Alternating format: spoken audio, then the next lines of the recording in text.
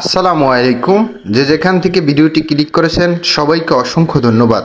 আজকের ভিডিওতে আমরা আলোচনা করব রাশিয়া ওয়ার্ক পারমিট ভিসা, রাশিয়ার কাজের ভিসা সম্পর্কে এবং রাশিয়া এম্বাসি কনসুলেট টিম, যেমন আপনি কোনো ইন্টারভিউ ছাড়া রাশিয়াতে যেতে পারবেন কিনা সরাসরি এজেন্সির মাধ্যমে, রাশিয়ার ওয়ার্ক পারমিট পেতে কতদিন সময় লাগে, ওয়ার্ক পারমিট পেলে ভিসা লাগাতে প্রসেসিং করতে কতদিন সময় লাগে এবং ম্যান পাওয়ার করে টিকিট কেটে তারপরে আপনি যেতে টোটাল কতদিন সময় লাগে, সব কিছু আমরা এই ভিডিওতে আলোচনা করব। অবশ্যই ধৈর্য সহকারে পুরো ভিডিওটি দেখবেন।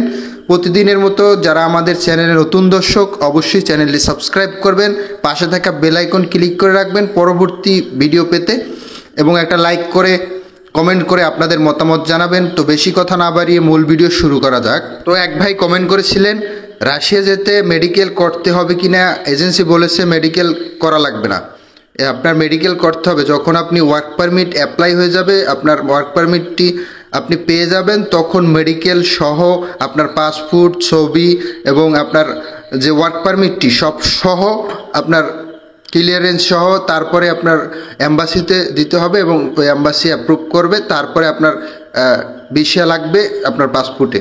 তো মেডিকেল করতে হবে যখন আপনি ওয়ার্ক পারমিট পাবেন, তখন মেডিকেল করতে হবে। অনেক এজেন্সি আছে প্রথমেই মেডিকেল নিয়ে যায়।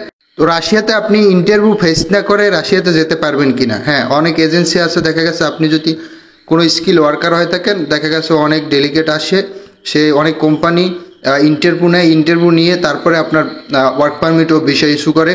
কিন্তু অনেক এজেন্সি আছে যেখানে আপনার যেমন ফ্যাক্টরির ভিতরে আপনার কাজের জন্য আপনার ইন্টারভিউ দিতে হয় না।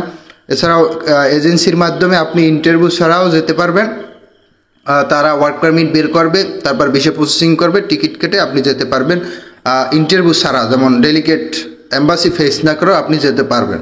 তো ওয়ার্ক পারমিটের জন্য অ্যাপ্লাই করার পরে ওয়ার্ক পারমিট পেতে কতদিন সময় লাগে? ওয়ার্ক পারমিট পেতে আপনার 2 মাস থেকে একটু বেশি লাগতে পারে, এরকম 2 মাসের ভিতরে আপনি ওয়ার্ক পারমিট পেয়ে যাবেন। এরপর ভিসা ইস্যু টিস্যু সব কিছু সহ আপনার ভিসাটা প্রসেসিং করতে আপনার 3 মাসের মতো সময় লাগে। এরপর আপনি টিকিট কাটবেন, 3.5 মাস 4 মাসের ভিতরে আপনি রাশিয়া আসতে পারবেন। তো অনেকেই কমেন্টস করেন রাশিয়াতে আসলে কাজের জন্য বসে থাকতে হবে কিনা বা কাজ পাবেন কিনা। সেখানে অনেক দেখা গেছে মিডল ইস্টে গেলে অনেকের কাজের জন্য বসে থাকতে হয়, এরকম রাশিয়াতে কাজের জন্য বসে থাকতে হয় কিনা। রাশিয়াতে আসলে আপনি কাজ পাবেন, এখানের অর্থনৈতিক চাকা ঘুরেছে এবং রাশিয়া কাজের লোকের সংকট রয়েছে, এখানে কাজের জন্য আপনার বসে থাকতে হবে না, এখানে আসলে আপনি কাজ পাবেন এবং কাজের পাশাপাশি আপনার বেতন এবং সুযোগ সুবিধা ভালো রয়েছে রাশিয়াতে বর্তমানে।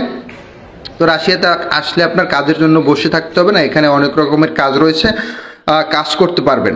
তো রাশিয়াতে কোম্পানিগুলো কেমন, কোম্পানিগুলো ঠিকঠাক মতো বেতন দেয় কিনা? হ্যাঁ, রাশিয়ার কোম্পানিগুলো এখন বর্তমানে তো ভালো রয়েছে, এখানে আসলে আপনার বেতন প্রতি মাসে ঠিকঠাক মতো দিয়ে দেয়। রাশিয়া আসলে অনেক মিডল ইস্টের চেয়ে একটা ভালো আর্নিং করতে পারবেন। মিডল ইস্টগুলোতে দেখা গেছে অনেক কোম্পানিগুলো বেতন ঠিকঠাক মতো দেয় না, কাজের জন্য বসিয়ে রাখে, কাজ দেয় না, পাশাপাশি অনেক প্রবলেমে ফেস করতে হয় মিডল ইস্টগুলোয়। তো এরকম আসলে রাশিয়া কোনো সমস্যা নেই, রাশিয়ার অর্থনৈতিক চাকা ঘুরেছে, এখন রাশিয়াতে কাজের চাহিদাও অনেক রয়েছে। তো রাশিয়াতে আসলে আপনি ভালো একটা আর্নিং করতে পারবেন ইনশাআল্লাহ। তো রাশিয়াতে আসতে হলে আপনার অবশ্যই একটা ভালো সরকারি ট্রেড লাইসেন্স আছে এমন কোনো এজেন্সিতে আপনার টাকা পয়সা, পাসপোর্ট সব কিছু জমা দিবেন, যেন ভালো এজেন্সি হয় এবং সরকারি ট্রেড লাইসেন্স থাকে। তো আপনাদের কমেন্টসগুলো অবশ্যই কমেন্ট বক্সে মতামতগুলো জানাবেন এবং একটা লাইক করবেন। আমাদের চ্যানেলে নতুন দর্শক হয়ে থাকলে চ্যানেলটি সাবস্ক্রাইব করবেন, পাশে থাকা বেল আইকন ক্লিক করে রাখবেন। ভালো থাকবেন, সুস্থ থাকবেন, আল্লাহ হাফেজ। দেখা হবে নেক্সট কোনো একটা ভিডিওতে।